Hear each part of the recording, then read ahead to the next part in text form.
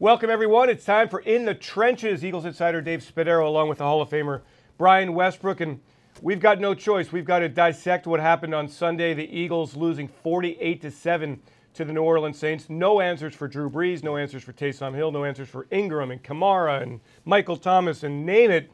The Saints had their way with a defense that, quite frankly, Brian, just trying to line up enough players that are healthy in the defense. I've never seen anything like this. It was a struggle, and yesterday was no different. But there's been some teams that have looked pretty decent against these Saints. Yesterday, we didn't give up much of a fight. It was times in the game where we looked like Drew Brees was playing 7-on-7 against a scout team. And we're a much better team than that. We have much more pride than that. There's a lot of things that need to change. We certainly would dive into all those things. Yeah, I think that when you look at what the Saints do, they line up very quickly. They move people around. Drew Brees gets the football out of his hands. We knew it would be a tough matchup for the Eagles. So let's try to take some of the things from the game and apply them perhaps to the Giants and games in the future. If you don't have Jalen Mills, who's certainly going to be questionable this week with a foot injury, Rasul Douglas leaves the game with a knee injury. Avonte Maddox leaves the game with a knee injury. I mean, who in the world are you lining up in the defensive backfield? And can these kids who are just trying to make it in the NFL improve enough to guard Odell Beckham Jr. and Sterling Shepard and all the Giants' weapons? Yeah, you know, we're going to see another group of receivers that are lethal. I mean, these guys can make you pay big time. Sterling Shepard, certainly Odell Beckham Jr.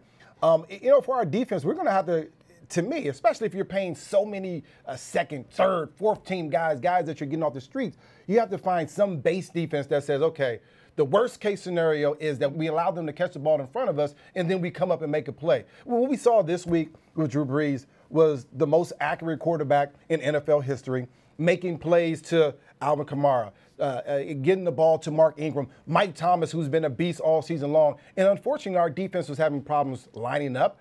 Jim Schwartz threw a lot of different things at them. They threw blitzes. They ran a three-man rush, playing coverage behind. Unfortunately, because of Drew Brees' accuracy, putting the ball in the perfect place, receivers running nice, crisp routes, catching the football, we weren't enough. And I think Jim Schwartz has to regroup this week, see who you have healthy, and then try to devise a plan that says, okay, worst case scenario, we'll come up and make a play.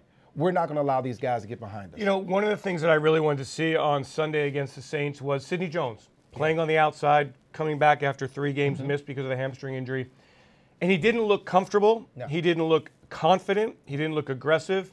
Played 22 snaps and came out with a hamstring injury. And I wonder, in the big picture, Sidney Jones has to get on the field, stay on the field, and become a big-time cornerback, or else the Eagles are looking at a second-round draft pick that just didn't pan out. Yeah, we're going to need Sidney Jones to be an outside corner at some point in his career, even a slot. But he needs to be a shutdown type of guy, a speed guy. He's not going to come up and hit you in the mouth. He's not a physical tackler in that sense. He has to be able to cover someone and shut them down. That's what they drafted him to be able to do. Yesterday, he was slipping a couple times, didn't seem to have his feet underneath him, got turned around a couple times, and he has to be better. That's just plain and as simple as we can get it. I think over time he will continue to get better, but right now, in particular, he needs to get his feet together. He needs to understand the schemes of the defense and do a much better job playing. Jordan Hicks, an injury question mark with the injury that he had on Sunday, so we will see what happens against the Giants. But the linebackers, the defensive line, that front seven, Brian, which had been so good against the run,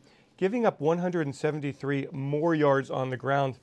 And I wonder, was the Eagles' defense really good against the run, or were teams just throwing against this defense? Well, I think what we saw yesterday was a defensive line, and your goal as a defensive line is to get pressure on the quarterback. However, Drew Brees is so good that he gets the ball out, and most of the time you don't have a lot of impact because he understands exactly what defenses are trying to do against him, and he knows what's going on. He gets the ball out before you get there. So that frustrates and it tires a defensive line. And so over time, now you're tired, and then they just start handing the ball off. Kamara, Ingram, all those guys. And we have reserve guys playing in the defensive line too. Our second unit, some of our defensive ends, they haven't been starters. They haven't played a bunch. And so now you have a unit that's just not very good against the run. They're giving up big time passes, and you're kind of bleeding from both ends, the run game and the pass game. Unfortunately, defensive wise, that just doesn't look very good. That's why the Saints were able to put up so many points. You know, I want to see Fletcher Cox step up, and I want to see Brandon Graham step up, and I want to see Chris Long and Michael Bennett